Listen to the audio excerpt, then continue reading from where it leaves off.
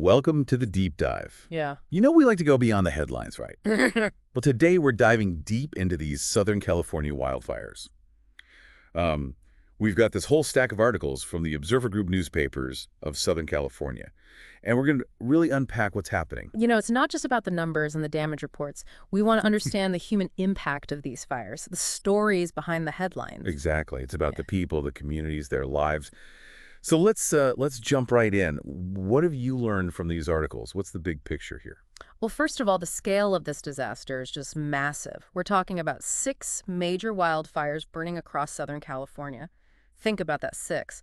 Over 10,000 acres have already burned, and thousands of structures, homes, businesses, you name it, just gone. Wow. That's just staggering.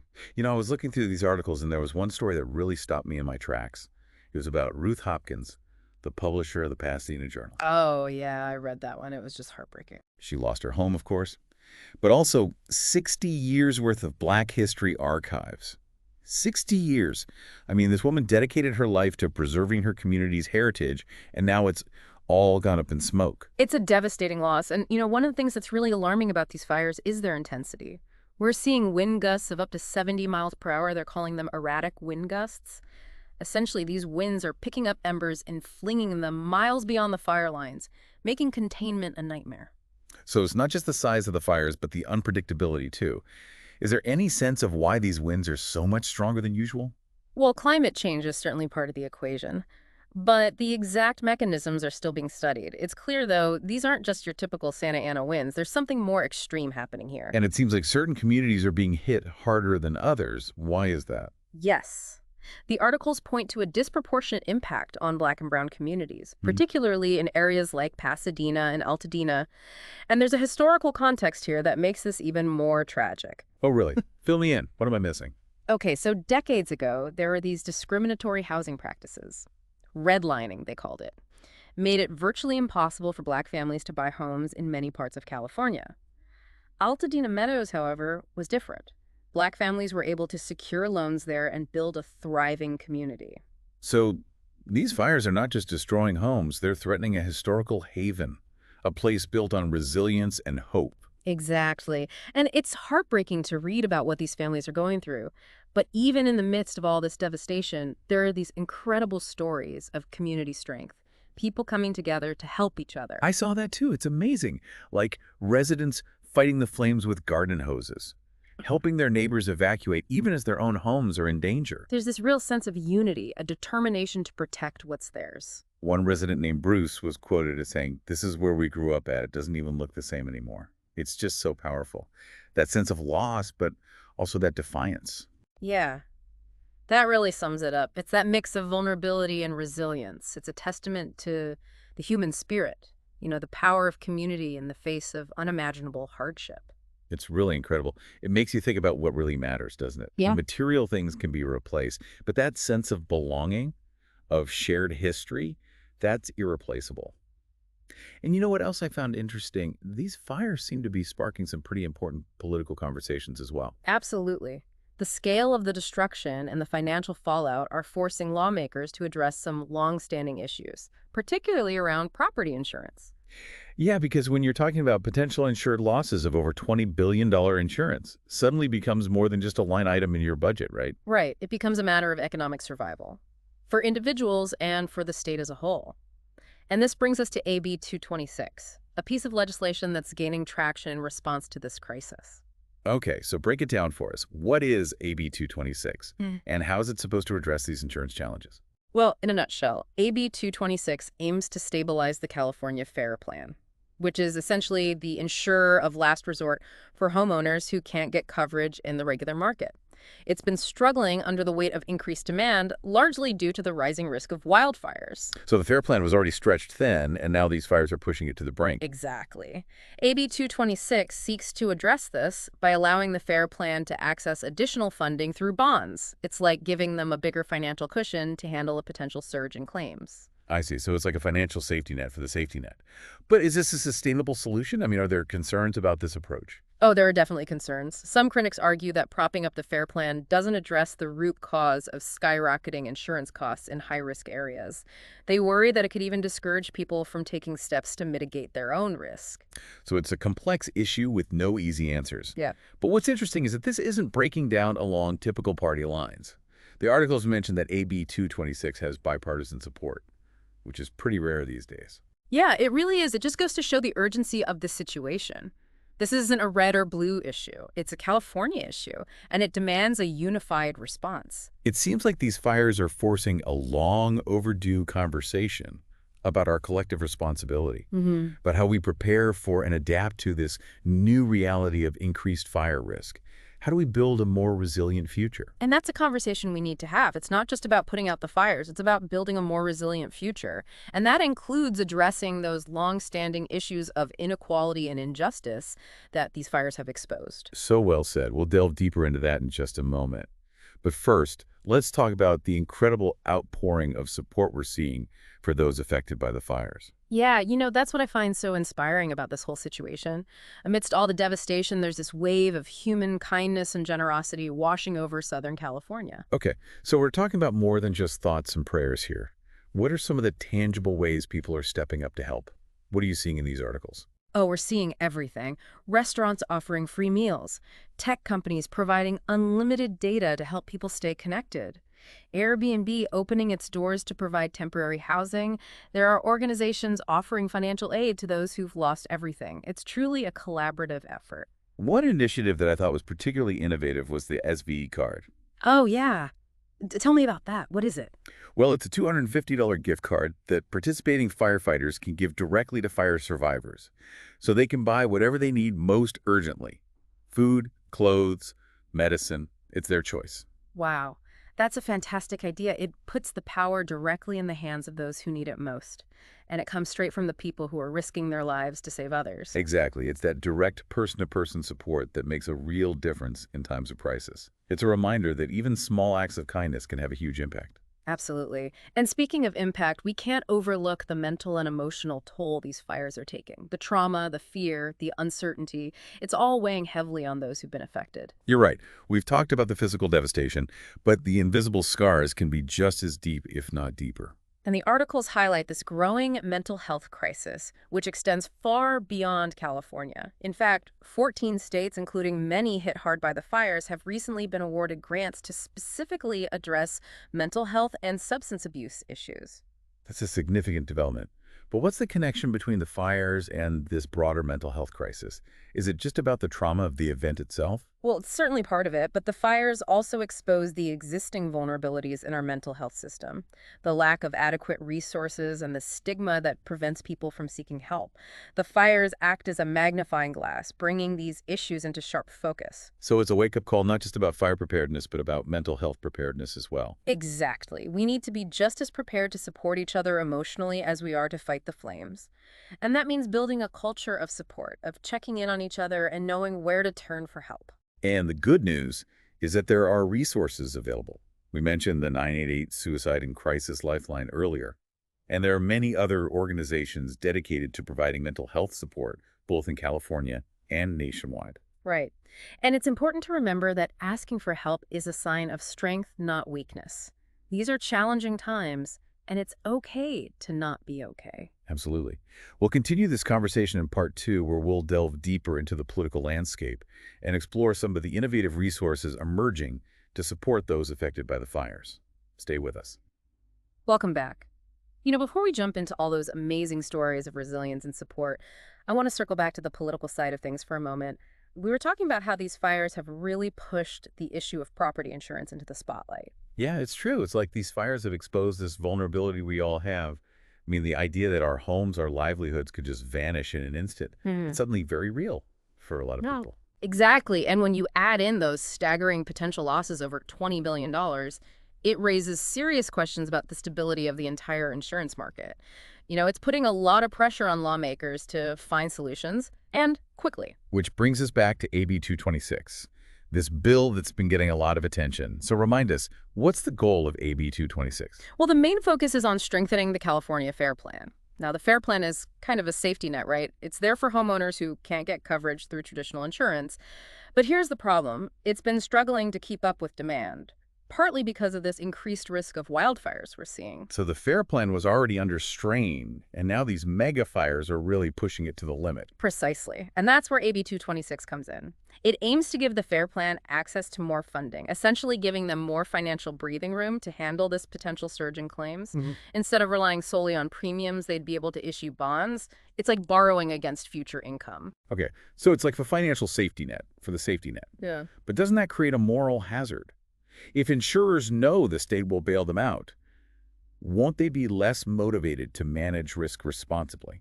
That's a great point, and it's a concern that some critics have raised. They worry that AB 226 could lead to a situation where insurers are just passing the buck to the state, and that it might discourage them from taking steps to mitigate risk, like encouraging homeowners to adopt fire-resistant landscaping and construction. So it's about finding a balance, Right. between providing immediate relief and promoting long-term solutions that encourage responsibility and sustainability. Exactly. But what's interesting about this debate is that it's not falling neatly along party lines. We talked about this earlier, right? AB 226 has bipartisan support, which is pretty remarkable in this political climate. That's true. It seems like the sheer scale of this disaster is forcing people to put aside their differences and work together. I think so. It really highlights the urgency of the situation. These fires aren't a partisan issue, they're a California issue, and they demand a unified response. So these fires are forcing a much-needed conversation about our collective responsibility in the face of climate change, about how we prepare for and adapt to these new risks, and how we build a more resilient future. Absolutely. And speaking of resilience, one of the most heartening things about this whole situation is the incredible outpouring of support for those affected by the fires. Yeah. There's this real sense of community, Yeah. people coming together to help their neighbors in need. It's true. It's like these fires have ignited a different kind of flame, a flame of compassion, Yeah. of human connection. Okay. So let's get specific. How are people showing up? What are some of the ways they're offering support? What are you seeing in these articles? Oh, it's truly inspiring. I mean, restaurants are offering free meals, sometimes 3 meals a day, no questions asked. Tech companies like AT&T and Verizon are waiving data charges so people can stay connected with loved ones and access information. Airbnb is providing free temporary housing to those who've been displaced. And then there are all these organizations offering financial aid, helping people get back on their feet. It's amazing. It's like this whole ecosystem of support has sprung up around these communities, each organization, each individual playing a part. Yeah, exactly. And some of these efforts are so innovative, like that Save card we talked about earlier. Right. I mean, what a brilliant idea. Giving firefighters these $250 gift cards that they can hand directly to fire survivors. Yeah, it's brilliant. It lets people choose what they need most urgently. No bureaucracy, no red tape. It's direct, immediate help. And it comes straight from the people who are risking their lives to save others, which makes it even more meaningful. Exactly. It's a powerful symbol of solidarity and support. It's a reminder that sometimes the most effective help is the simplest kind, the kind that comes from the heart. And it's not just about material needs. There's also a lot of support being offered to address the mental and emotional trauma these fires have caused. We talked about the 988 Suicide and Crisis Lifeline, but there are so many other resources available as well. Absolutely. There are organizations connecting people with mental health professionals, offering support groups, creating safe spaces for people to process what they've been through. I was reading about one group that's bringing therapy dogs to evacuation centers. Oh, wow.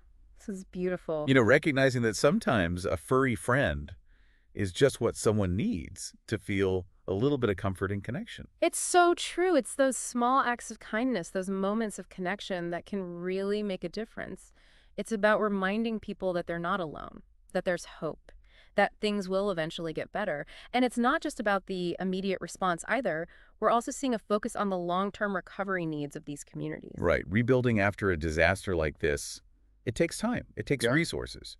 And it takes a whole lot of community support. Exactly. And there are organizations stepping up to provide that long-term support for housing, healthcare, economic revitalization. They're in it for the long haul, recognizing that recovery is a marathon, not a sprint. And it's not just about the big organizations either. There are countless stories of individuals pitching in. offering their time, their skills, their resources. I read about a group of artists who are selling their artwork to raise money for fire relief efforts. It's incredible. It's that spirit of generosity and creativity that really shines through in times of crisis. It's about people coming together to support their community in whatever way they can. And it's about remembering that even amidst devastation, there's still hope, there's still beauty, there's still this power of the human spirit shining through. So well said. But before we move on, I want to circle back to something we touched on earlier, the connection between these fires and the bigger picture of climate change. Yes, it's an important conversation to have. These fires are devastating, no doubt. But are they also a warning? A glimpse into a future where extreme weather events become the norm? It's hard to ignore the parallels. Scientists have been sounding the alarm about this for decades, right? They've been telling us that a warming planet will lead to more extreme weather, including wildfires. And what we're seeing in California right now, it's a stark reminder of those warnings. So the question is, how do we respond to this wake-up call? What steps can we take individually and collectively to address this challenge, to build a more resilient future? That's the big question, isn't it? It's about moving beyond blame and taking action. Investing in renewable energy, reducing our carbon footprint, supporting sustainable practices. And it's about holding our leaders accountable for enacting policies that protect our planet. It's about recognizing that climate change is not just an environmental issue. It's a social justice issue, an economic issue, a human rights issue. It's about ensuring that everyone has access to clean air, clean water, and a safe and healthy environment. Absolutely. And it's about recognizing that the choices we make today have a ripple effect. They impact the world we leave behind for future generations. Well said. And as we head into the final part of our deep dive, I think it's important to keep those questions in mind, to explore not just the challenges, but the opportunities to create a better, more sustainable future for everyone. Exactly. So let's dive into that in just a moment. Welcome back to the deep dive. It's been quite a journey, hasn't it? We've explored the devastation of these wildfires, the political fallout, the human stories of loss and resilience. It's been a lot to process. It really has. These fires have shown us the fragility of life, the power of nature, but also the incredible strength of the human spirit. It's true. It's like this crisis has peeled back the layers, exposed the vulnerabilities in our systems, our communities, ourselves. But it's also shown us the potential for good, the way people come together in times of need. And that's what I'm really interested in exploring in this final part, because amidst all this darkness, there are these glimmers of hope, stories of innovation, of people finding creative solutions to these really complex problems. It's like the fires have sparked this wave of ingenuity. I like that, a wave of ingenuity. So what are some of the things that are giving you hope? What are some of the innovations you're seeing in these articles? Well, one area that's really exciting is the development of fire-resistant building materials. Researchers are creating new types of siding, roofing, insulation that can withstand incredible heat and embers. It's about making homes less vulnerable to these increasingly intense wildfires. So it's not just about fighting the fires after they start, but about building communities that can coexist with fire, that are designed to weather the storm. Exactly. And it's not just about the materials themselves, but about design principles. Architects are incorporating fire-resistant landscaping, creating buffer zones around homes, prioritizing defensible space. It's a more holistic approach. I see. So it's about moving away from that us versus nature mentality towards a more collaborative approach, where we work with nature, not against it. Which brings us back to the climate change conversation. Do you think these fires are pushing people to rethink their relationship with the environment, to take this issue more seriously? I definitely think there's a growing awareness that we can't just keep kicking this can down the road. These fires are a wake-up call, and they're forcing people to demand more from our leaders, to push for real solutions. And what are some of those solutions? What gives you hope that we can actually turn the tide on climate change? What can we as individuals do to be part of the solution? Well, one of the most important things we can do is vote for leaders who prioritize climate action. We need to make our voices heard, demand policies that support renewable energy, reduce carbon emissions, protect our natural resources. Right, because it's not just about individual actions, it's about systemic change. It's about creating a political and economic environment that supports sustainability. Exactly. And in our own lives, we can make choices that reduce our impact on the planet. Drive less, conserve energy, choose sustainable products, support businesses that are committed to environmental responsibility. And it's about having those conversations, right, with our friends, our families, raising awareness, inspiring others to take action. Absolutely, because ultimately this is a collective challenge that requires a collective response. It's about recognizing that we're all interconnected. Our actions have ripple effects, and we have a responsibility to care for our planet. And to care for each other. That's something that's really resonated with me throughout this deep dive. The importance of community, of human connection, that sense that we're all in this together. I couldn't agree more, and I think that's a powerful message to carry with us. These fires have been devastating, yes, but they've also revealed the incredible strength and resilience of the human spirit. They've shown us that even in the darkest of times, there's always hope, there's always love, there's always community. So well said. As we wrap up this deep dive, let's remember that. Let's stay informed, stay engaged, and keep supporting each other as we navigate the challenges and the opportunities ahead. And remember, even small actions can make a difference. Let's all do our part to build a more resilient, more sustainable, more just world for ourselves and for generations to come. Thank you for joining us on this deep dive. We hope you've learned something, been inspired, and are ready to make a difference. Until next time, stay curious and stay hopeful.